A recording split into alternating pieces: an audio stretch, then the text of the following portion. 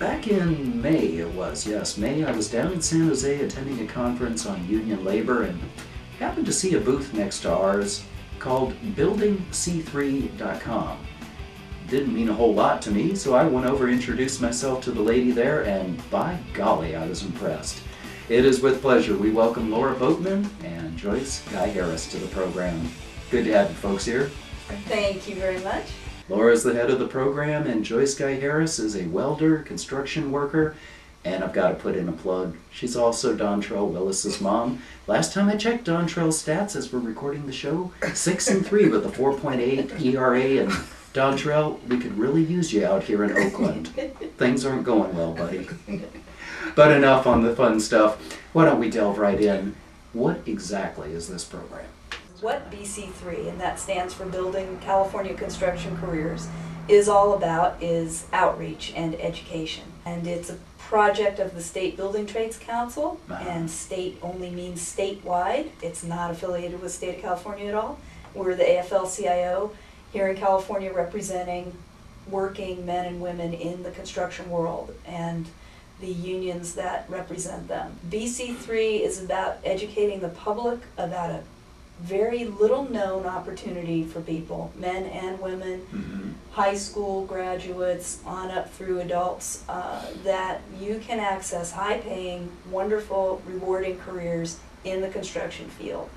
And that's what we're all about. We do outreach all over the state. We have a wonderful array of materials and wonderful people like Joyce to help us spread the word.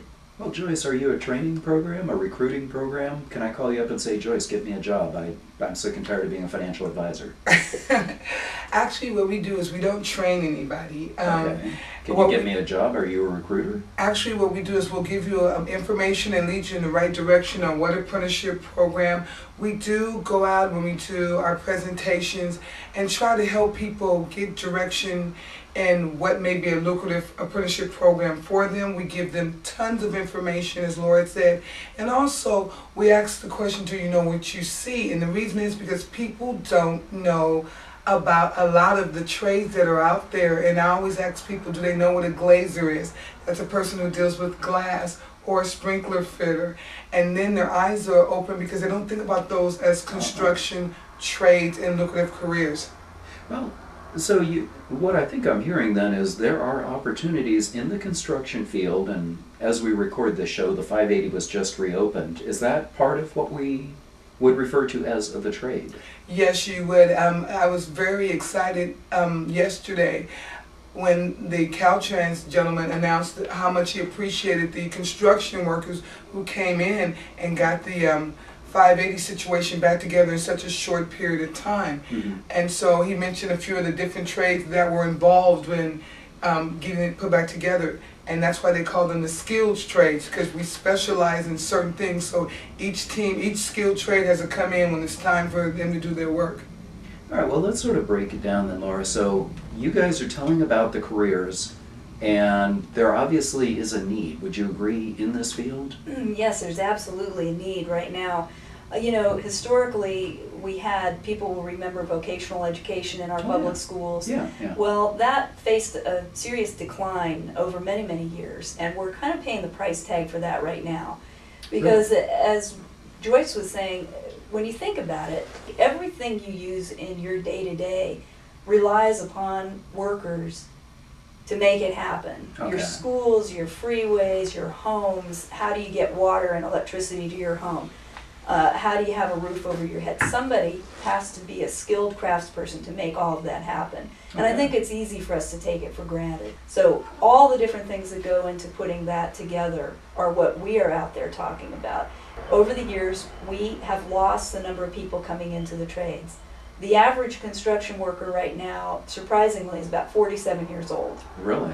Wow. Those people are starting to reach a point in their life when they're ready to retire and enjoy that part of their life. But we don't have enough people coming in behind them, men and women, who are willing to learn that craft from those people before they retire. That's the great need. We also have a lot of infrastructure bonds that were passed last November. Oh, that's Thanks right. to California voters. It's going to be a tremendous amount of work over the next decade. So yeah, we have a great need, and that's one of the pushes for our program. So what I'm hearing, average age of 47, people who are looking to retire, again, from what I understand of the trade, it is not easy. It is not easy hustling up the Golden Gate Bridge, am I correct, Joyce, with a tool belt in tow and fixing it? No, as actually my skilled trade is an iron worker out of local 378, which is happens to be the Oakland local. No, it's not easy. I think that there's a certain mindset and a certain image of construction workers, and one of the most important things is, I always say this in my presentation, is you can't be a dummy to take anything and make it a building or pieces and put them together. Mm-hmm. There's a language and there's a, that we use out there in the field, reading blueprints and stuff. Yes, that belt can get real heavy, but at the end of the day, you make a great wage with benefits. You look back and say, I worked on that. I don't know how many times I drive down the street and say I worked on that, or even nowadays when I go into a building, I'm looking at to see if there's the bolts are all there or something like that, But, people just have the wrong image of construction, and we do start you out with a very decent wage, Yeah, well, and you let's process up. Yeah, show me the money. How much? What are you talking about? We're talking about, since, first of all, the apprenticeship program, since that's where we would like for you to start out, it can be anywhere from 3 to 5 years. Each program is different Okay. based on the amount of training you will need. We start you out at approximately anywhere from $11 an hour to around 19. Some straight trades start out at 19. For example, the sheet metal workers start you out day one, hour one, not knowing anything, at $17 an hour. Wow. So, and then, approximately every 6 months you get a raise. It's just based on when you come in and your school training is. And by the time you graduate or you finish with your apprenticeship program, we always say you're equivalent to about having a BA, because you specialize in that trade. You can go anywhere in the United States and Canada and work. That's why they call it international. So, there's a lot in it, there's a lot of opportunities. You branch off, start your own business. People need to see themselves in the future, especially the youth. You need to see yourself at 30 and not just stopping at 18 and getting a paycheck for a few weeks. Now, Joyce, when you're in the apprenticeship program, are you being paid? I mean, most schools, you are paying the school to learn. Right. And that's where we did a little different from college. We pay you to learn a skilled trade. So how you get paid is you go to work. You should be looking forward to going to an 8-hour day, Okay. a 40-hour work week. Yes, it may curtail some overtime. You may have to work a Saturday or a Sunday, but know that you have to work and go to school. 80% of your training is in the field, and approximately 20% is actually classroom time. That's fantastic. So what I'm hearing is there is a demand, there is a need, we have the projects coming up, and frankly it sounds like a lack of workers. Would that be a correct assessment, Laura? Yeah, I would agree with that.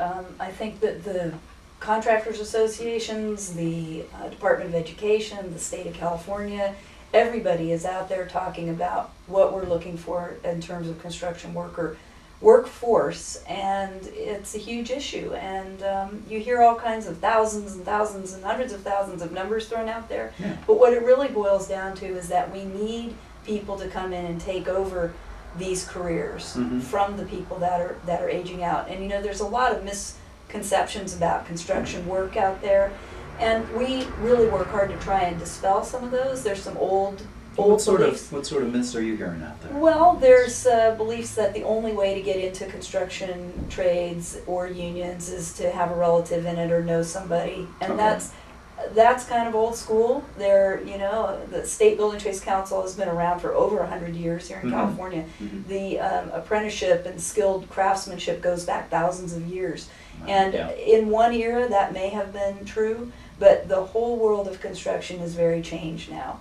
And we're trying to let the public know, please think of it in a different way, because it's open to women, it's open to men, it's open to young people, to people who are adults and changing their careers. Apprenticeship is called the best kept secret. And one of our goals of BC3 is to change that. Say, why is it a secret? We don't want it to be a secret. We want energetic, skilled workers to come into these careers. It's not a job, it's a career in construction.